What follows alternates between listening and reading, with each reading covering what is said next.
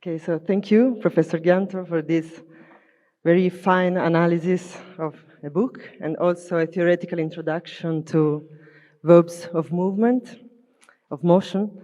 And I will try to continue a little bit on this line. Okay. Okay, can you hear me? Yes, okay. I will try to continue on this line, analyzing the other side of the topic, that is posture verbs, and in particular the semantics and syntax and the interplay between the two of verb yashav, which is to sit. Postures are part of our experience as human beings. In fact, we repeatedly assume, maintain, and change postures in our daily routine.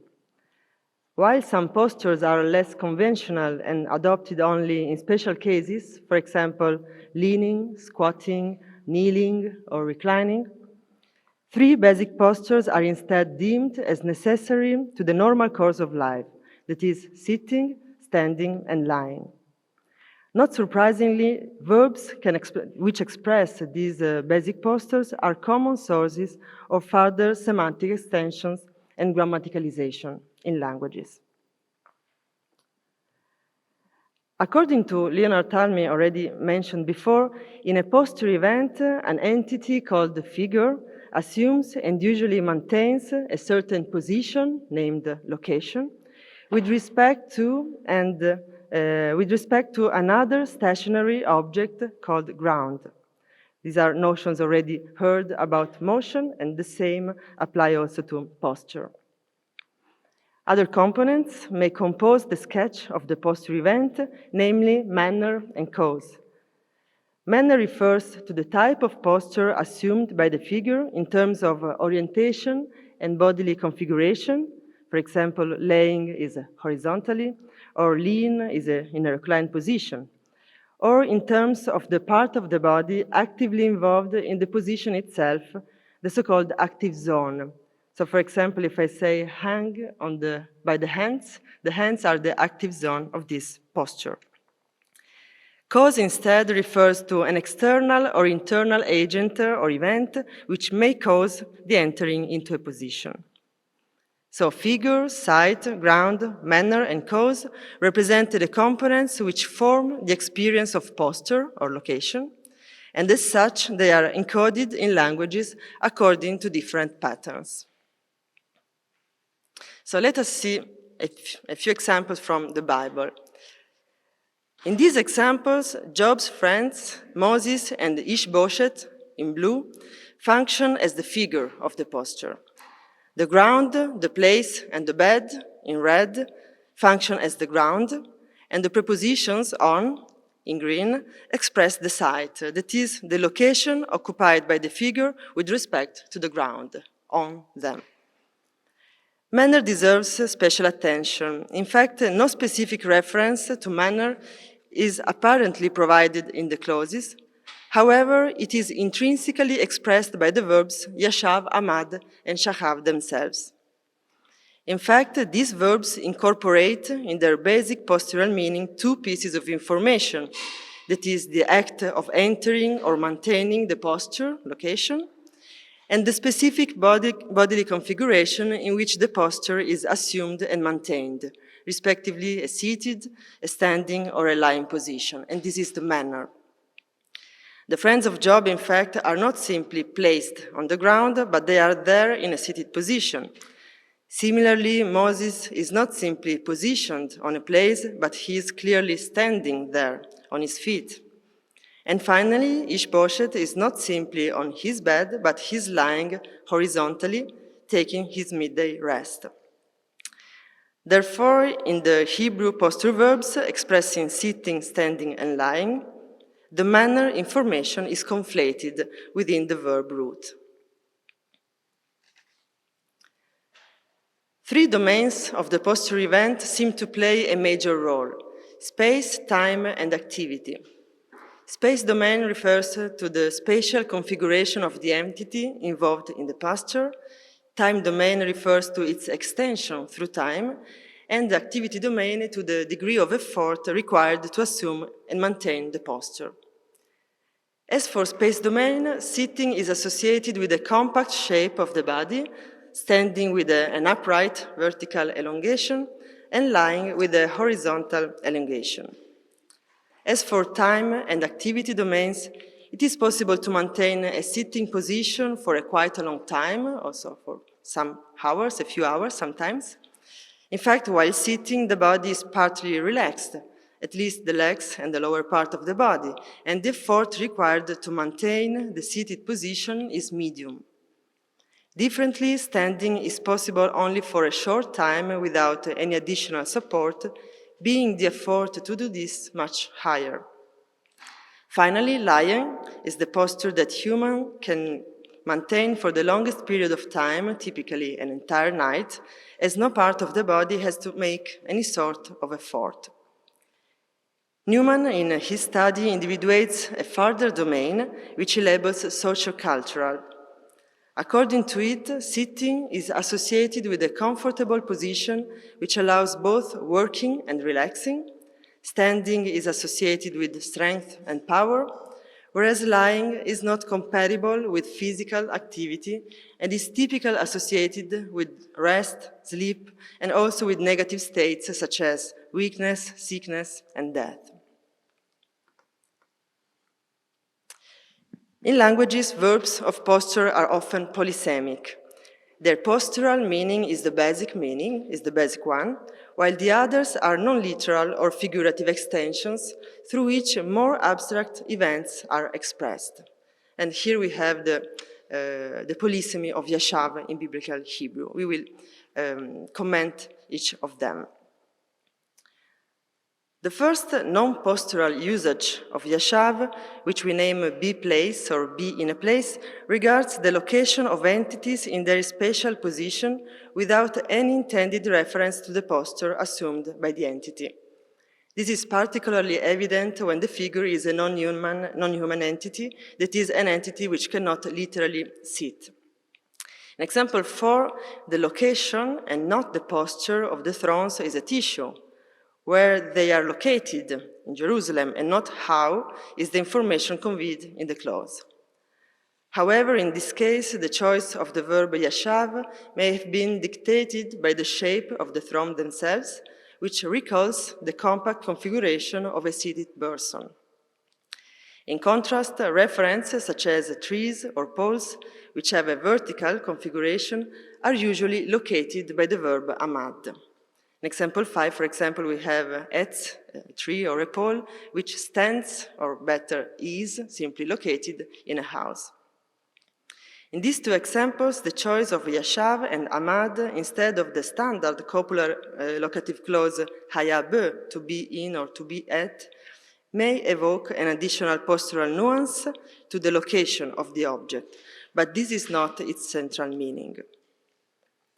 The meaning be in a place is sometimes applied also to human beings when the main information, once again, is not what posture they assume, but where they are located. Example 6 is particularly illuminating, as it includes two occurrences of the verb, both referring to the same reference, the kings of Israel and Judah, but with two different meanings. The first being literal, postural, so to sit, and the second, locational, be somewhere, be in a place. The first yashav clearly refers to the act of sitting on a throne, whereas the second describes where the kings are positioned while sitting. In fact, while the peculiar shape and the solid flat surface of the throne inspire and allow seated position, the threshing floor and open-air space cannot physically support, but rather contain the body of a person. The different nature of the ground, in this case, is a diagnostic element to discern between the two usages, as well as the active zone of the figure. In fact, in the postural usage, the lower part of the body is the salient subpart involved in the event, whereas in the locational usage, the entire body is interested.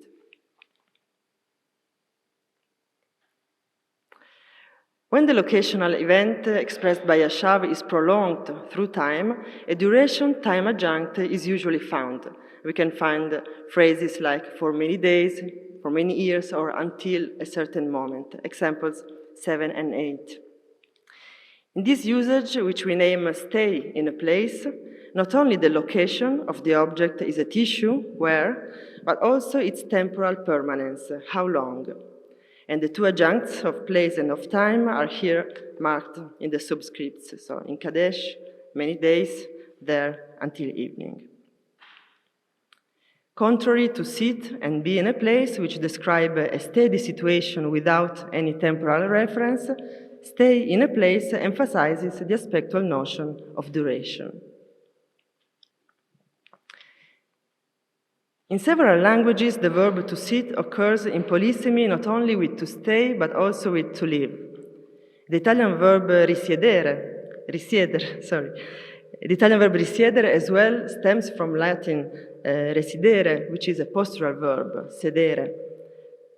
Living in a place is certainly the highest degree of prolongation of a locational event on a scale from the temporally neutral meaning be in a place, for example, I am in Rome, to the prolonged but transitory stay in a place, I stay in Rome for a while, to the permanent condition, I live in a place. So I live in Rome, for example. In the live in a place meaning, not only is the temporal profile extended, but the spatial position is also backgrounded. In fact, the central information is not simply where the entity is positioned, but where the entity has its home, family, relations, work, political rights, routine, and so on. Hence, not properly where the entity's body is located, but rather where its own person lives and operates. Central to this semantic extension, hence, is the socio-cultural domain of the sitting posture, which we mentioned at the beginning, which allows an entity to be stationary in a place and at the same time to be able to act and interact with the environment. Biblical Hebrew also extends the postural meaning of yashav to the meaning live in a place, or rather, this is its most recurring usage in the Bible, especially in the participial form yoshev, yoshuvim, which is often used as substantival meaning inhabitant. In this usage, the verb is usually attributed to human beings, tribes, or people, example number 9, but sometimes also to abstract entities represented in anthropomorphic terms, especially God, example 10, or its attributes, example 11, for example, justice, live in a field. In the live in a place meaning, the temporal extension, hence, is part of the meaning of the verb, and for this reason, no time adjunct is usually found, except in cases where the duration exceeds that of natural human life. So when we have cases of dwelling forever. In this case, we also have the forever adjunct. So in addition to these locational extensions, Yashav undergoes in Biblical Hebrew a further interesting type of semantic change, quite infrequent but worth of attention. This is the qualitative extension type, which concerns the state of the figure. So if we consider these examples, we notice that the spatial position where is no longer an argument of the predication. In fact, the verb yashav is construed with an adjunct describing how the entity is. For example, example 13, the city is lonely, be in a state, or how the entity remains. Example 14, the woman remains in a state of blood purity, staying in a state, or how the entity lives. Example 15, the people live in safety at the manner of, and this is the live in a state extension. Once again, the literal postural meaning of yashav is lost in this kind of extension, but a sense of uselessness and non-activity implied in the seated literal position emerges in some cases. For example, in example 13, Lamentation 1:1, we have a city which is deserted, so a useless city. And in Leviticus 12:4, where we have a mother who must remain inactive and avoid any activity related to the sacred. So sitting is prolonged into being inactive. In the qualitative extension type, the manner adjunct is obligatory. Sometimes it can be combined with a further adjunct, which expresses the time prolongation of state. Example 14 we have for 33 days. Or with a place adjunct, which expresses the position of the entity while being in that specific state.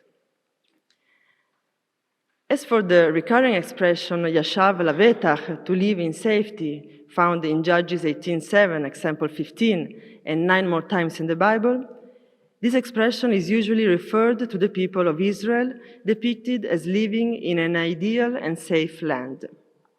In example 15, the syntax of the sentence clearly separates the spatial location of the people, which is uttered within the relative clause, Ha'am asher bekirba, the people who were in it, from the state information, which is instead uttered within the predicative participle Yoshevet and its manner adjuncts. Yoshevet lavetach, living in safety, and so on. Therefore, even though the locational information to live in a certain place is present in the context, Yashav only carries here the meaning of to live in a certain state, in this case, a safe state. In the last part of the presentation, I would like to address a few issues regarding the interplay between semantics and syntax, that is, how the semantics of the verb impacts the syntactic realization. What factors are responsible for the development of the different meanings of Yashav? What components and properties play major roles in such a semantic ramification? And what diagnostic elements allow to discern among different extensions? In the final slide, the different meanings of Yashav are represented. You see them in this column. From its basic postural meaning, to sit, to its two main extension times, that is the locational and the qualitative, which are in turn prolonged according to the progression be, stay, and live for each of them. Be, stay, and live in a place, or be, stay, and live in a state. The first part of the chart, that is the green area, that is the semantic profile, follows Talmi's model about the verbs of posture already mentioned. To the figure, ground, site, and manner, the so-called active zone is added, as it appears to be an important diagnostic element to distinguish among usages. Cause, instead, is not included because it is not relevant for our analysis. As we can observe, the selection of Talmi's components, together with their internal properties in terms of semantic primitives, explains the differences among meanings. Specifically, while in the postural sit an obligatory human figure is found, both the locational and the qualitative usages extend the figure also to non-human and sometimes inanimate entities. We have seen examples with the thrones, the city, and so on. With the exception of the live in a place meaning, which can admit, like sit, a non-human figure, provided that it is personified, like Adonai or an attribute. Justice, for example. The active zone is particularly significant as it conditions the progressive extension of the meaning from the postural sitting, where only the lower part of the body is involved, to the more abstract meanings of being and staying in a place, where metonymically the whole body of the entity is involved. A further metonymical extension from body to person is responsible for the extension to the meaning to live in a place. As for ground and site are applicable only to the postural meaning and the locational extensions, that is, those meanings which inform about the positioning of the figure. Conversely, they are not included in the central meaning of the qualitative extensions. The inner nature of the ground and the site is diagnostic. The sitting posture is possible only when the ground is tangible, a seat, a throne, a stone, a ground, and the buttocks of a person are in contact with it. In contrast, the location is possible when the body of the entity is contained within an intangible ground, a land, in a city, in a house, in a tent, for example, or is put in relation but not in contact with a tangible ground, close to the door or far from the pillar. Manner is the distinguishing component of the postural sit on the one hand and of the qualitative extension type on the other.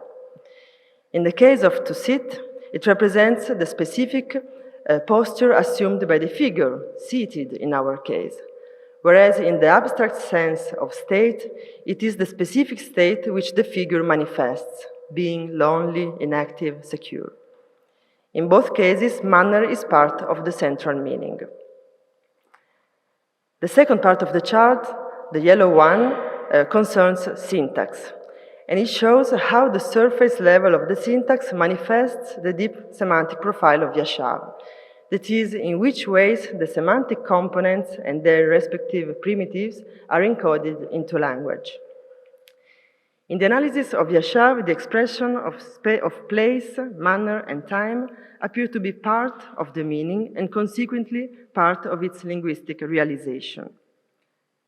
On the one hand, place, coherently with the presence of ground and site in the meaning, appears in the linguistic realization of the postural meaning sit and the locational extensions, but not in the qualitative ones. In them, it is expressed by means of a place adjunct, on a throne or in the house in the land. On the other hand, manner, coherently with the presence of the semantic component called manner, is represented in sit and its qualitative extensions, but not in the locational ones. As stated at the beginning, in the postural meaning, Yashav conflates the type of posture in the verb root. Conversely, the qualitative extensions express their state by means of a manner adjunct. So we need lonely, in safety, after the manner of, an adjunct of manner. And finally, time. Although it is not considered by Talmi as a component of the posture event, it is intrinsically related to the state of being seated. Hence, it also represents a source of semantic extension, becoming crucial in the meaning stay, in a place or in a state, and live, in a place or in a state. More specifically, the state type, which manifests a bounded extension through time, is expressed syntactically by means of a time adjunct. So we have phrases like until evening for 30 days. Conversely, the live type intrinsically conflates in the verb the notion of permanent situation. Just to conclude, the investigation of the deep semantic level of Yashav has proven useful for the understanding of its operation on the surface level of the syntax. The aim of this investigation is to disambiguate the different meanings of Yashav, favoring in the end the interpretation and translation of all biblical passages. Okay, thank you.